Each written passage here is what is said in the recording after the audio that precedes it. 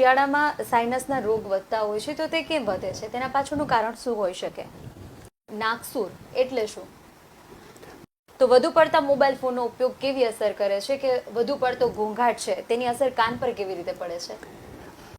જ્યારે કાનના ગળાની કોઈ પણ સમસ્યા થાય એટલે નિષ્ણાત ડોક્ટર ENT સર્જન પાસે જઈને એમની સલાહ લેવી જોઈએ. નાના બાળકોમાં આપણે જોઈએ છે કે કાકડા થવા આ સમસ્યા એક છે કે જે શરદી દરમિયાન થતી હોય છે, તો તેનું નિદાન અને તેની સારવાર વિશે માહિતી આપશો. જો રિપીટેડ ઇન્ફેક્શન હોય તો એ સર્જરી કરીને મટાડી શકાય છે. સૌરાષ્ટ્રમાં આપણે જાણીએ છીએ કે મોટા ભાગના લોકો વ્યસનના આદિ હોય છે, તો તેને લઈને જે મોં ગળાના ઘણી વખત આપણે જોયું છે કે કેન્સર થતા હોય છે, તો તેના વિશે માહિતી અને જો કોઈ સિમ્ટમ્સ દેખાય છે, કોઈ ચિહ્નો દેખાય છે, તો તે ચિહ્નો કયા હોય છે, તેની સારવાર, તેનું નિદાન કઈ રીતે થાય છે? નાકમાંથી લોહી નીકળવાની સમસ્યા હોય, નસકોરી ફૂટવી, એ શું હોઈ શકે? નમસ્કાર દર્શક મિત્રો, BS9 TV ન્યૂઝ વિશેષમાં હું જાસ્મીન આપનું સ્વાગત કરું છું. આજે આપણે એક એવા ડોક્ટરની મુલાકાત કરવાના છીએ કે જે છેલ્લા 22 વર્ષથી પણ વધુ સમયથી કાન નાક ગળાની રાજકોટ ખાતે પ્રેક્ટિસ કરી રહ્યા છે. તે છે ડોક્ટર હિમાંશુ ઠક્કર, કે જેઓ કાન નાક ગળાના એક્સપર્ટ છે.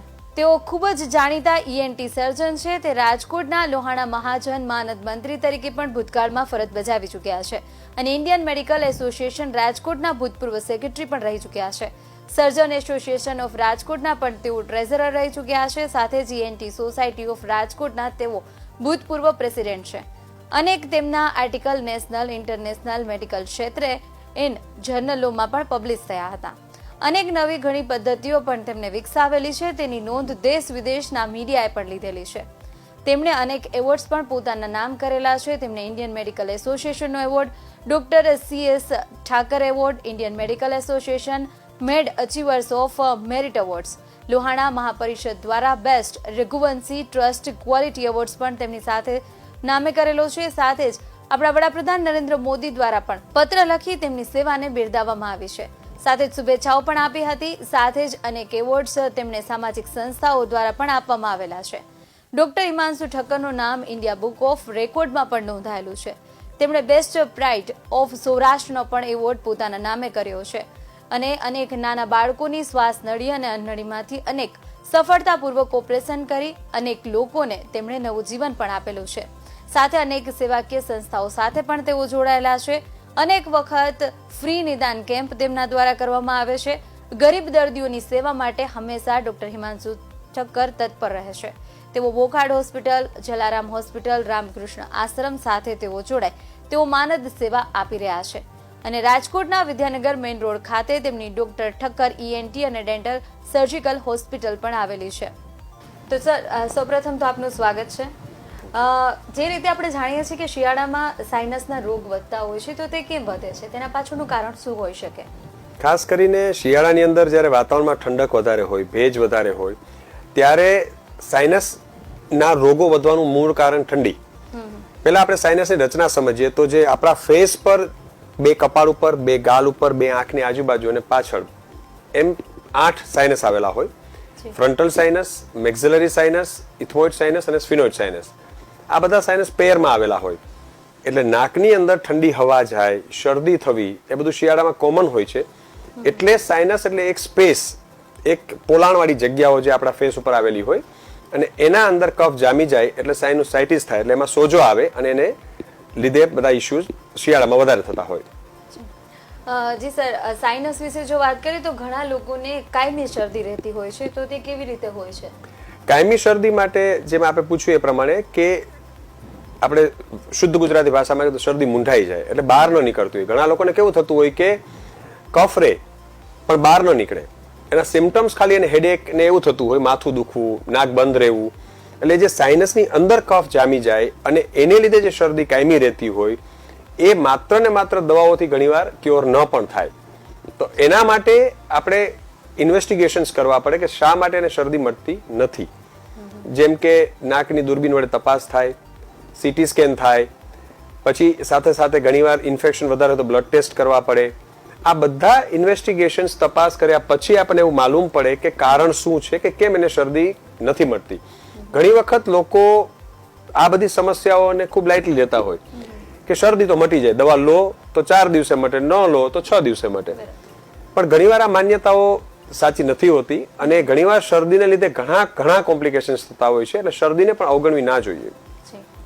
તો ઘણા લોકોને જેમ આપણે જોતા હોય છે કે એલર્જીથી પીડાતા હોય છે, તેમાં કેવી તકેદારી રાખવી જોઈએ અને એલર્જી એટલે શું અને સાઇનસ એટલે શું? બહુ સારો પ્રશ્ન છે. એલર્જી એટલે બેસિકલી જે આપણા શરીરની રોગ પ્રતિકારક શક્તિ ટ્રિગર થાય. માની લો કે ધૂળ ઉડી અને એક સાથે 10 છીંક આવી અથવા આંખમાં ખજવાળ આવી, કાનમાં ખજવાળ આવી, ધેટ મીન્સ કે your body react two that allergen. જે કોઈ વસ્તુ ઉડી એને બોડી પ્રતિકારક શક્તિથી એનો વિરોધ કરે છે અને એના સિમ્પટમ રૂપે છીંક આવે છે, ખજવાળ આવે છે અને એના ભાગ રૂપે આ બધા સિમ્પટમ્સ ડેવલપ થાય છે. એટલે એલર્જી એટલે basically immune reaction of the body towards the foreign substance. જે શરીર માટે ગ્રાહ્ય નથી એવું સબસ્ટન્સ જ્યારે બોડીમાં એક્સપોઝ થાય અને એનું ઇમ્યુન રિએક્શન જ્યારે થાય એને એલર્જી કહેવાય છે. અને સાઇનસ જેમ આપણે કીધું એ પ્રમાણે સાઇનસ એટલે બેસિકલી એ કુદરતી રચના છે જે ફેસ ઉપર હોય છે અને એની અંદર જે શરદી જામી જાય છે એ કફના રૂપમાં જામી જાય છે અને ક્યારેક કફ વધારે પડતો જામે તો અંદર મસા પણ થઈ શકે છે. એટલે એલર્જી અને સાઇનસ બંને આખી અલગ વસ્તુ છે. તો સર, કાન, નાક અને ગળાની બેઝિક સંભાળ આપણે કેવી રીતે કરવી જોઈએ? કાન, નાક, ગળાની રોગો જેવી રીતે આપણે જોતા જોઈએ છે કે લોકો અવગણતા હોય છે, તેની વિપરીત અસર કેવી રીતે થતી હોય છે? બહુ સારો પ્રશ્ન છે, કારણ કે આપ જનરલી માર્ક કરતા હશો તો કાનની જ હું બેઝિક વાત કરું તો કાનની અંદર લોકો ઓવર ધ કાઉન્ટર થી ઘણીવાર કાનમાં દુખે એટલે ટીપા લઈ લે મેડિકલ સ્ટોરમાં જઈને. હવે એ ટીપા રોગ જાણ્યા વગર જો નાખવામાં આવે તો કાનના પડદા ઉપર આડઅસર કરે છે અને ઘણી વખત એવું પણ બને છે કે ટીપાને લીધે ઘણીવાર વધારે કોમ્પ્લિકેશન્સ થઈ જાય. એટલે આઈડિયલી આપણા ઇન્ડિયામાં એવું નથી હોતું, બાકી ફોરેન કન્ટ્રીની અંદર અને વેસ્ટર્ન કન્ટ્રીમાં દર 4-6 મહિને હેલ્થ ચેકઅપના ભાગરૂપે પણ લોકો કાનની તપાસ કરાવે છે, સાંભળવાની શ્રવણ શક્તિની તપાસ કરાવે છે, કાનની અંદર જો મેલ હોય તો એનું રેગ્યુલર ચેકઅપ કરીને સાફ કરાવે છે.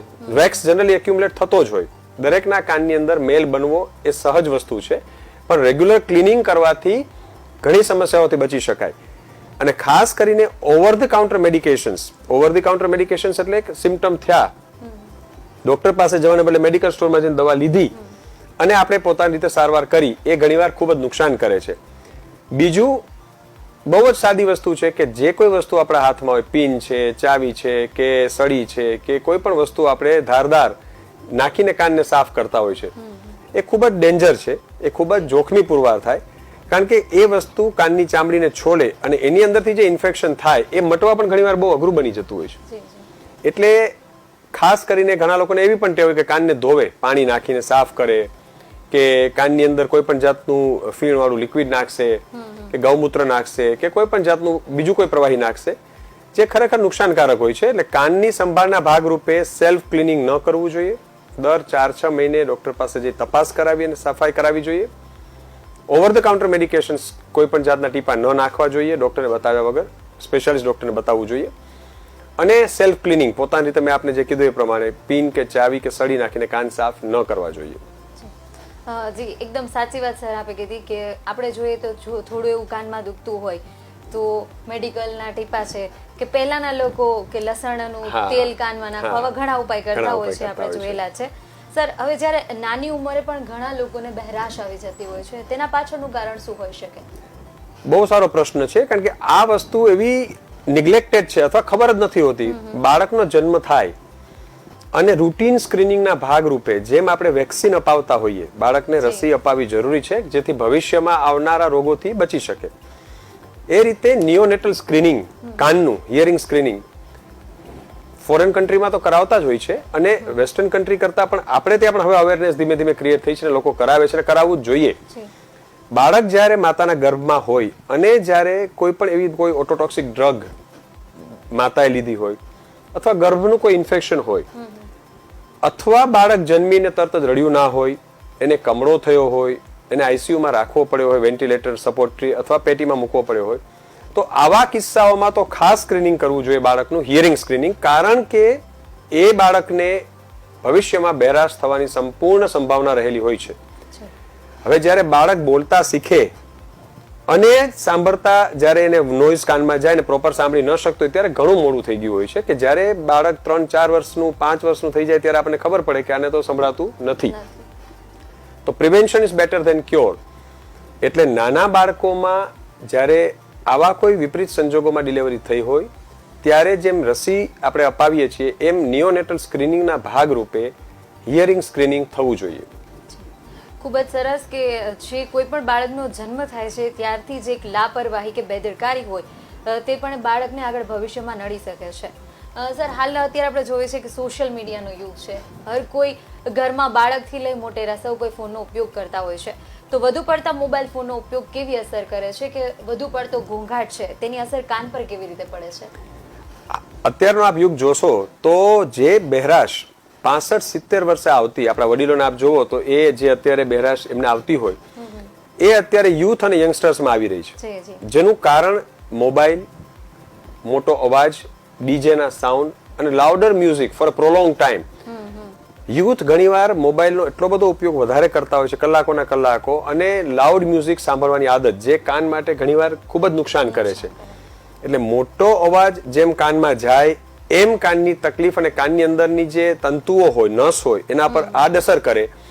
અને મોબાઈલની અંદર રેડિયો ફ્રીક્વન્સી વેવ્સ પણ હોય એટલે ડિરેક્ટલી એ તમારા કાનની શ્રવણ શક્તિ પર અસર કરે છે. એટલે prolong use of mobile should be avoided. Prolong use of bigger sound એટલે મોટા અવાજમાં જે એક્સપોઝર હોય એ ઘટાડવું જોઈએ. આપ જોતા હશો તો મોબાઈલમાં પણ એ લોકોએ ટેકનિકલ મૂક્યું છે કે જ્યારે લાઉડ સાઉન્ડ આવે ત્યારે એમાં વોર્નિંગ આવે કે આ અવાજ તમારા કાનને નુકસાન કરી શકે છે. એ વોર્નિંગ સાઇન મોબાઈલમાં હોય જ છે. એટલે ખાસ કરીને ધ્યાન આપવું જોઈએ કારણ કે આ મહામૂલી શ્રવણ શક્તિ એવી વસ્તુ છે કે એકવાર અંતઃકર્ણની અંદર આવેલા હેર સેલ્સ જો ડેમેજ થાય તો એ ફરી પાછા રીજનરેટ થતા નથી. એટલે એનું કોઈ રિપ્લેસમેન્ટ નથી હોતું.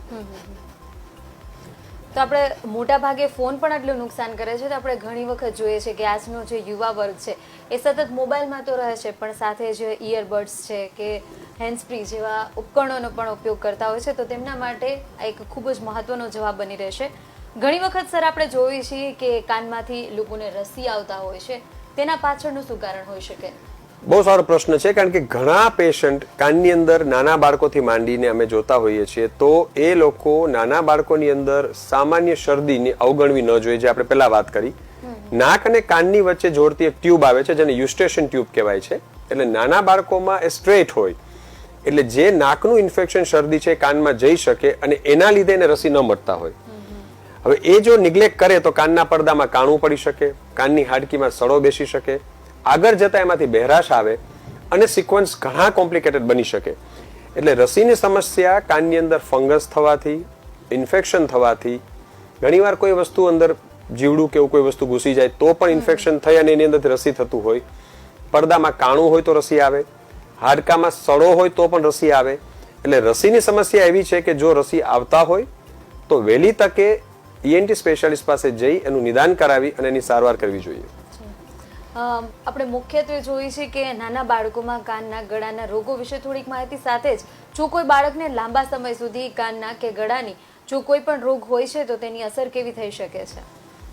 નાના બાળકોની અંદર જેમ આપણે વાત કરીએ એ પ્રમાણે આપણે શરૂ કરીએ તો શરદી ખૂબ જ કોમન વસ્તુ છે કારણ કે નાનું બાળક કોઈ પણ વસ્તુ હાથ ગમે ત્યાં અડાડશે અને મોઢામાં મૂકશે અથવા એ કોઈ પણ વસ્તુ આડીઅવળી જગ્યાએ અડી અને મોઢામાં હાથ નાખે છે. એટલે ઇન્ફેક્શન બહુ ફ્રિકવન્ટલી થતું હોય છે. ઇમ્યુનિટી બાળકોની ઓછી હોય એટલે વારે ઘડીએ એમનામાં શરદી ઉધરસના રોગો થતા હોય.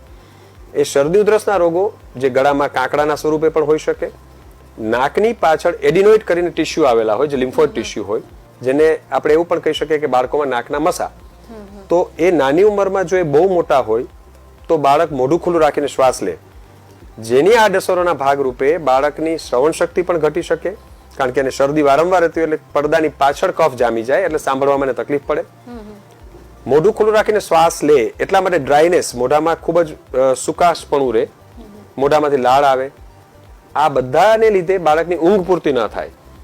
એટલે જે ઊંઘ પૂરતી ન એટલે બાળક ચીડિયું રહે, ભણવામાં પાછળ પડે. આ બધા સિમ્ટમ્સ બાળકોમાં એવા છે કે જે અનડાયગ્નોઝ અને અનડિટેક્ટેડ જાય કારણ કે બાળકોમાં ઘણીવાર કેવું થતું કે બાળક પોતે તો કહેવાનું નથી મને આ તકલીફ છે. એટલે જો આવા કોઈ સિમ્ટમ્સ દેખાય તો નિષ્ણાત ડોક્ટરની સલાહ લઈને એની સારવાર કરવી જોઈએ. ખૂબ જ સરસ સર આપે જવાબ આપ્યો. તો જે રીતે ઘણા લોકોને આપણે જોઈએ છે કે નાકમાંથી લોહી નીકળવાની સમસ્યા હોય, નસકોરી ફૂટવી, એ શું હોઈ શકે? ઋતુગત જે બીમારીઓના ભાગરૂપે જેમ આપણે વાત કરી શિયાળામાં સાઇનસ, એમ ઉનાળો જે હમણાં શરૂ થશે એની અંદર નાકમાંથી બ્લીડિંગ થવાની સમસ્યાઓ બહુ જ વ્યાપક જોવા મળે છે. અનેક કારણો છે. એક હીટ, જે ખૂબ જ ગરમી હોય અને ત્યારે નાકમાંથી બ્લીડિંગ થાય, એપિસ્ટેક્સિસ કહેવાય જેને. બીજું કારણ એ છે કે નાના બાળકોને નાક ખોતરવાની આદત હોય તો એ જે નાકની આગળના ભાગની અંદર જે નસો પતલી આવેલી હોય અને છોલાય તો એમાંથી પણ બ્લીડિંગ થાય. એડલ્ટ લોકોની વાત કરો અથવા એજેડ જે લોકો હોય, જે લોકોને હાઇપરટેન્શન છે, ડાયાબિટીસ છે, હૃદયની બીમારી છે, એ લોકોને રુધિર પાતળું કરવાની દવાઓ એસ્પિરિન ચાલતી હોય તો આવા કિસ્સામાં એ નસની અંદરથી તડકાને લીધે બ્લીડિંગ થવું બહુ કોમન છે. અને જે લોહી પાતળું કરવાની દવા ચાલતી હોય એને લીધે એની ઇન્ટેન્સિટી પણ વધારે હોય, કારણ કે લોહી ગંઠાય નહીં, એટલે બ્લીડિંગ ચાલુ થાય તો બંધ કરવામાં પણ ઘણીવાર તકલીફ પડે. એટલે નસકોરી જ્યારે ફૂટે ત્યારે ઘણી વખત આપણે માથામાં પાણી નાખતા હોઈએ છીએ, એને બદલે આગળ બેન્ડ થઈ નાક ઉપર પ્રેશર આપી બરફ ઘસી અને વહેલી તકે નિષ્ણાત ડોક્ટરની સલાહ લઈ અને એની સારવાર કરવી જોઈએ. બીપી, બ્લડ પ્રેશર છે એના ડોક્ટર પાસે મપાવી અને બીપી કંટ્રોલ કરવું જોઈએ.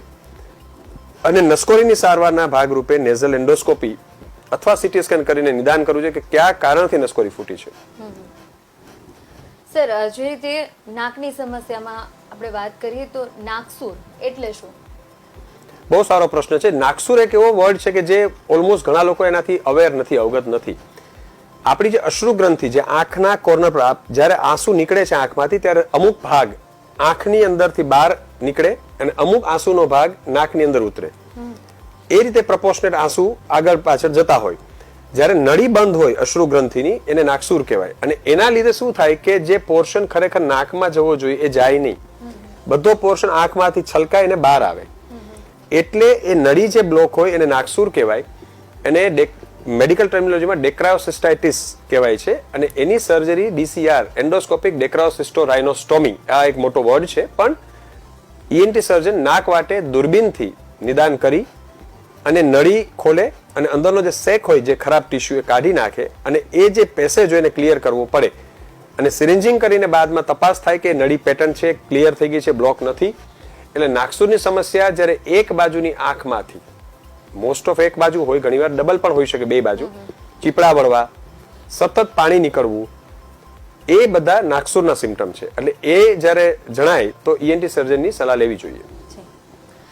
સૌરાષ્ટ્રમાં આપણે જાણીએ છીએ કે મોટા ભાગના લોકો વ્યસનના આદિ હોય છે, તો તેને લઈને જે મોં ગળાના ઘણી વખત આપણે જોયું છે કે કેન્સર થતા હોય છે, તો તેના વિશે માહિતી અને જો કોઈ સિમ્ટમ્સ દેખાય છે, કોઈ ચિહ્નો દેખાય છે, તો તે ચિહ્નો કયા હોય છે, તેની સારવાર, તેનું નિદાન કઈ રીતે થાય છે? બહુ જ અગત્યનો પ્રશ્ન છે. અને ખાસ કરીને આપણે સૌરાષ્ટ્રમાં જોતા હશો કે પાન, માવા, ફાકી, ગુટકા એનું વ્યસનનું પ્રમાણ ખૂબ જ વધારે છે. મોં ગળાના કેન્સર મોસ્ટ ઓફ આને લીધે થતા હોય છે. ઘણીવાર ઘણા લોકોનો એક્સક્યુઝ એવો પણ હોય છે કે જે લોકોને વ્યસન નથી એને પણ કેન્સર થતા હોય છે. પણ એ આખી વસ્તુ અલગ છે. એ હોર્મોનલ્સ ને એ બધા એ આસ્પેક્ટ જ અલગ છે.